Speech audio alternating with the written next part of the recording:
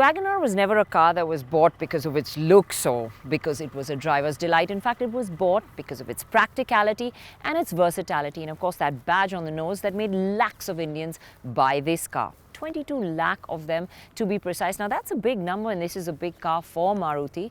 Well, they're looking to make it bigger, they're looking to make it better, they're looking to build on its strengths, but not only that, they're looking to add flair. Have they done that? That's what we got to find out.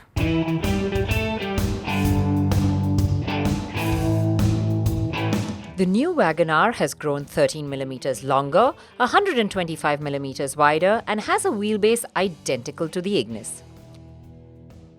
While it's improved in size, it's still lighter than its predecessor, owing to the fact that it's based on Maruti's new hardtech platform. It gives it better crash test results, improved fuel economy, and performance. It also looks radically different, and although the tall boy is still there, instead of sharp angular lines, there are more rounded edges. The proportions are better too, with its wider stance, stronger nose, and bits of flair like the flashy headlights, blackened areas of the C-pillar, and tall vertical tail lamps. It looks much more modern.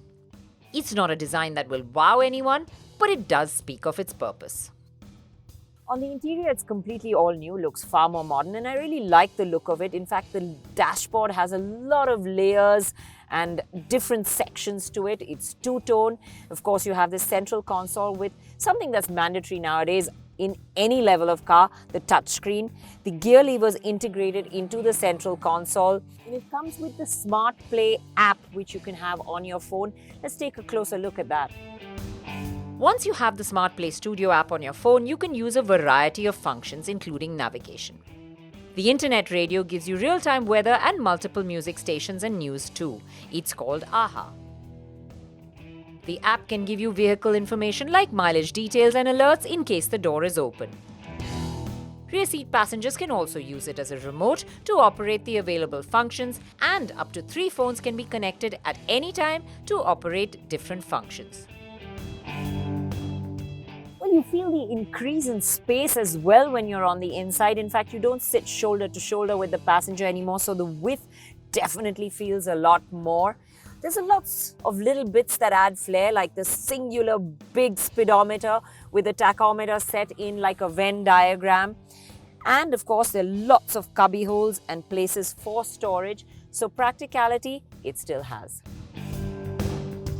Now, when you carry your friends or family at the back of the WagonR, they're going to feel happier too, because there's more space back here. In fact, leg room is a lot more.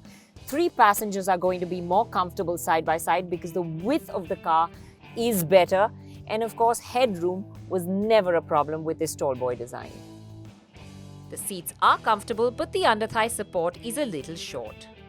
Now moving to the rear, for luggage there is more room, with a wider, deeper boot that can store a couple of trolley bags easily.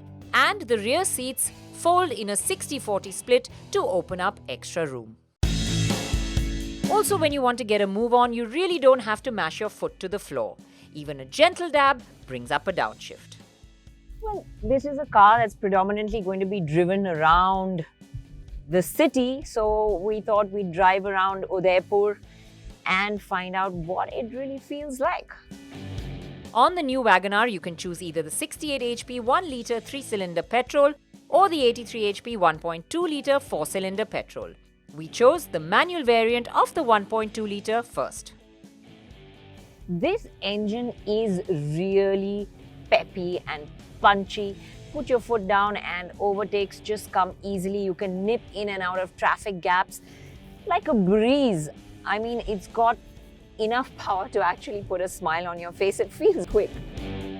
Now, while the engine is powerful and punchy and nice, you can also be a really lazy driver. You can amble around in a higher gear, lower speeds. You don't have to work the gears too much, but even if you have to do, the clutch is light and easy, so is the gearbox. The steering is light. So this car is very easy on the driver, even in the city in traffic conditions. However, the steering is really not the most responsive, and when you have to make quick changes of directions, it feels a little inert. Now, what feels better is the ride quality. It feels less choppy, more settled than before. And at low speeds, the passenger's much better insulated to the bumps and potholes. Larger bumps can be ridden over without the car being tossed around, and the suspension also works a bit more silently than before. Even cabin insulation is marginally better. However, because of the light build, a fair amount of road and suspension noise filters in. Having dealt with the city traffic, it was time to head out on more open roads to see how well the WagonR does at higher speeds. Well, now that I'm out of the city and out on the highway, I realize that this gets up to the 100 mark in a breeze. So yes, as far as performance goes, it does really well. Stability, it has improved. I mean, its wider track now makes it sit much better on the road. But at the end of the day, it still is a tall car, and when you make quick maneuvers or you're going round the corners, you do feel a little bit of that roll still. And the steering that's light and easy in the city just doesn't inspire much confidence out on the highway. Now don't get me wrong, this is way better than before, and straight line stability is good. It's just that on uneven surfaces and changes of direction at higher speeds, it isn't as good as we'd like. It's just much better as a city car. Soon enough, we had hit the point to change over cars. Okay, so it's time for me to drive the AMT now, and there's nothing quite like an auto to help cut through the crazy stop-start kind of traffic that we have almost every day on our office runs. And this AMT does the job actually quite well.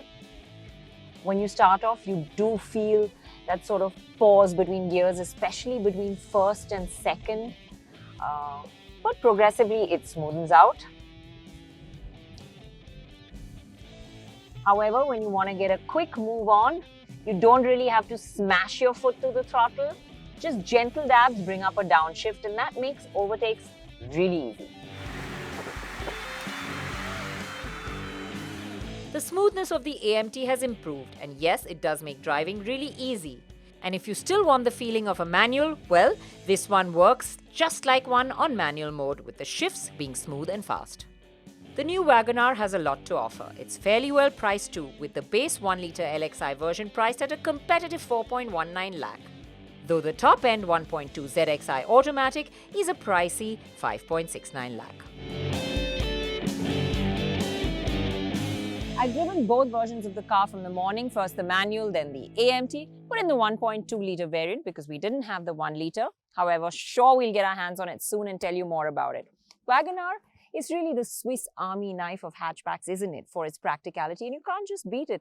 And Maruti have built on that. You can't compare this to the old car. It's brand new and it's much better in every single way. It's more spacious, it's got better performance, nicer interiors, better looking car, bigger boot, amongst a lot of other things. We asked ourselves in the beginning, does it have a little bit more of flair?